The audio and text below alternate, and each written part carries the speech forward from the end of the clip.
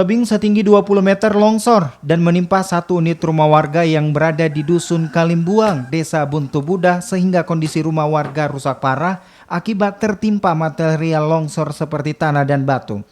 Tak ada korban jiwa dalam kejadian ini, lantaran saat kejadian seluruh penghuni rumah sedang beristirahat dalam rumah dan langsung berhamburan menyelamatkan diri keluar dari rumah saat mendengar adanya suara dentuman dari atas tebing. Sementara itu, Dinas Sosial setempat masih mendata korban dan telah mulai memberikan bantuan. Pas longsor Langsung menimpa rumah. Waktu kejadian ya, langsung semua panik dan keluar rumah.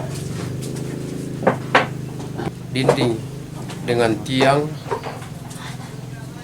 termasuk juga atap yang rusak.